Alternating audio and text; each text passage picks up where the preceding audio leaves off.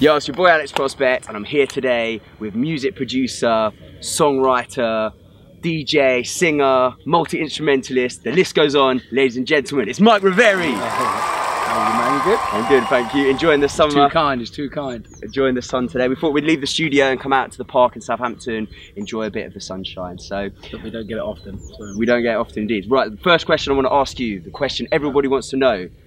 We all know you as DJ Mob. You're now Mike Reverie. What's going on with the name change? Well, like let me say, loads of people have been asking me.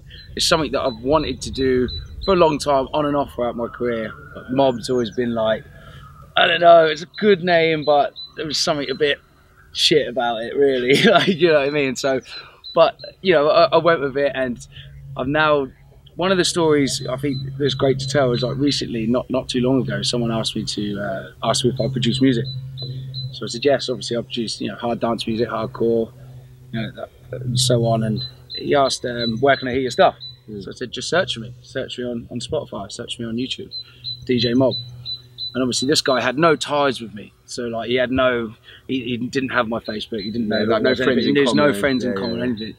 And he could not find me. But it was just a complete struggle. There's 5 or 6 other DJ Mobs that I know about that are in like America that you produce like gangster rap and all sorts of stuff like that. So yeah, so I just wasn't accessible enough. It annoyed me really. The only way he found me is I had to grab his phone and type in a search that I know that would help him find him. And this day and age, I just wanted to be more accessible, really. So I think lots of people, maybe a lot of your fans are concerned, maybe, oh, is this like you're making new music now, you're taking a step away from hardcore? Can we just clarify that? Like, is it just so people can find you on the social networks more, or is there more to it than just that? No, there's definitely more behind it. I think now I've actually gone through with it and decided to go against it. Don't get me wrong, it was definitely not an easy choice. Yeah. You know, leaving Mob behind, not leaving the name Mob behind, but I'd say it's not leaving it behind, it's more of a progression, into Mike Reverie.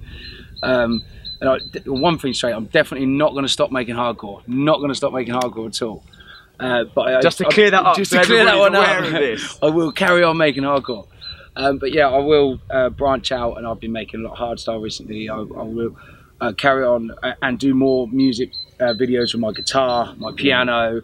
I just want to let people know that I felt a bit restricted with the name DJ Mob. You know, as Mike Reverie, I feel like I'm an artist. I can connect better with fans. I can continue to create my abilities, playing guitar, playing piano, stuff like that. Sure, because I remember we talked about this once, and you were saying that the prefix of DJ you found was just like a restriction on your creativity, not so much a restriction on your creativity, but more just like an inaccurate representation of what you bring. Exactly, yeah. Because primarily, you started with piano and guitar, and that's right. I mean, maybe would you like to tell some of the new people that may be new to the Mike Reverie sound, like kind of about where you kind of come from musically as well, because it's not really a DJing, it's kind of a secondary thing, correct? Yeah, I learned to produce and make music before I learned to DJ. I didn't even know about making intros and outros on tracks. I didn't understand what how to mix in.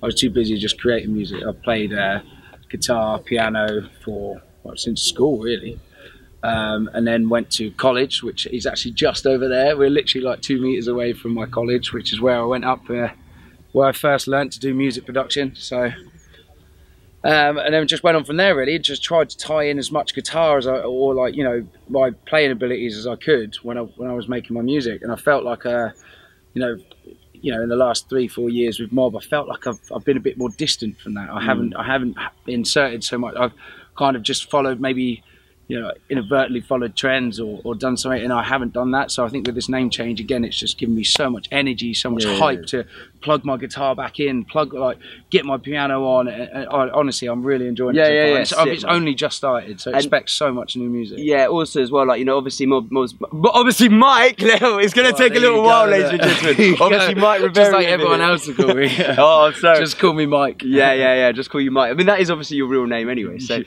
shouldn't be too hard. Obviously, anyway, like I was saying, obviously you've sent me over some of your new stuff, and honestly, this is like the best stuff I've heard from you, but also I think just some of the best stuff going at the moment. Honestly, man, it's really, really good. Especially, I mean, should we talk a little bit about Hardstyle? Because obviously, originally when you told me about the name change, originally, if you don't mind me saying, the Mike Reverie was supposed to be for the Hardstyle, and then DJ Mob for the hardcore, but obviously It now was, yeah. we're in a, obviously we've talked about this on, you know, everyone's aware of this now, we're in a music industry where it's people expect you to be multi-genre and not just like pigeonholed to one sound. So, and obviously you decided to go Mike Reverie for everything. So let's talk a little bit about some of the hardstyle that you're making that, in my opinion, is absolutely groundbreaking, and to be honest, is kind of the best melodic hardstyle I've sort of heard, to be honest with you, man. So yeah. Big up, yeah. So yeah, let's talk about that. No, I'm really enjoying making the hardstyle, to be fair.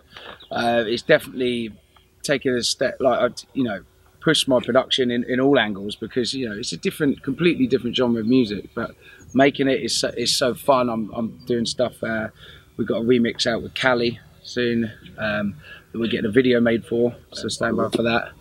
I'm just doing stuff. I've got so many old vocals and stuff that can just be turned and nurtured into really good hardstyle tracks, so just filtering through them, just getting my head around making these leads big, making it sound epic. But more than anything, I'm just really enjoying it. You're not really seeing, like, you know, I'm not just churning out a track, you know, I'm happy to send them to you and for you to get that feedback. So yeah, and I think that's quite key to make as well, a key point to make as well. You're saying you're really enjoying it. It's not just like, oh, let me try and make it in hardstyle now, or let me just go make another style of music. It's like you're just enjoying it. And also as well, you know, where you're so, you know, like musically based, it's like, you know, slowing the riffs down a little bit. And obviously we've had this debate recently with the 160, 170 thing, putting your riffs down to like 150. Obviously that's making your riffs sound bigger, and maybe people can kind of appreciate the musicality behind the riffs and the chords that you're writing. Also as well, just to talk about, you know, some, like you said, obviously you've been producing for many years now, like 7,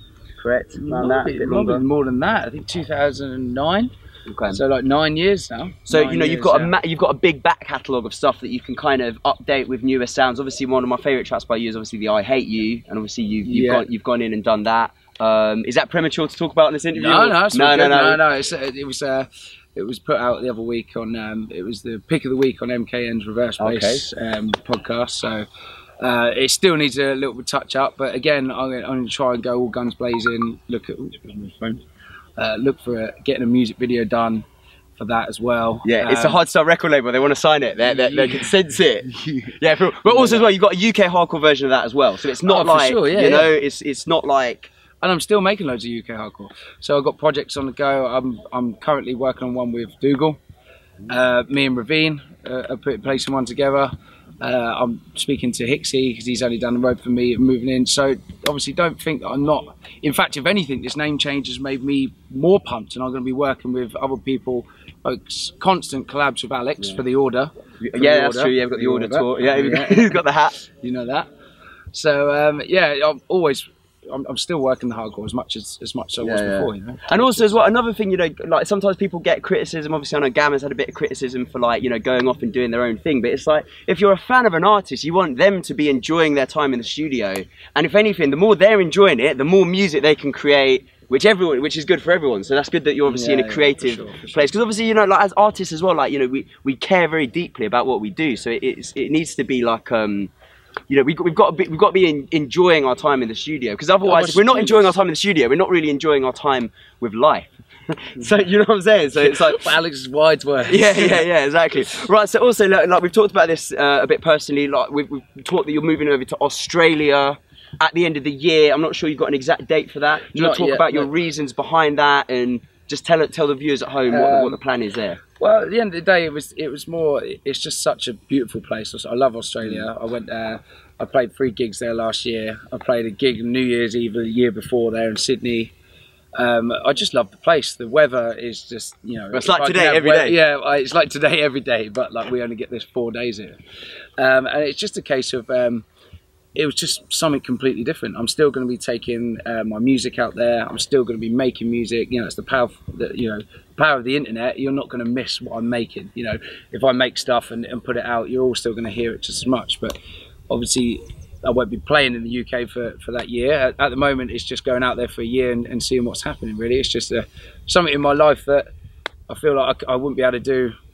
If I'm going to do it, I've got to do it now, and if not, then I may regret it. So wow, we're getting so deep, deep on the interview today. But also as well, obviously, you know, just had like interview with Reverie. And obviously he's talking about how strong the Sydney, but kind of the Australian hard dance scene is in general. And obviously now that you're doing the hardstyle and the hardcore, but also as well, just not just limited to those two genres. It's kind of just whatever. Mike Reverie is just whatever you as an artist feel to make, you know. So obviously I feel that in Australia, you know, there's a lot of good stuff. You can be at Massive every single week, meeting people, networking, getting your tracks played. So yeah, good man. Still gonna grind. Right, is there anything else you wanna say while we've got this interview going? I think that's pretty much it. That's it. All right, wicked man. Well, look, that's awesome interview, man. Sweet. Right, it's your boy Alex Prospect, got Mike Reverie, awesome interview. Oh, and it is how it's pronounced. This is. This is how it's pronounced. You ready? Mike Reverie. Okay, so that's just to clear up any pronunciation issues. Catch you next time. Sweet.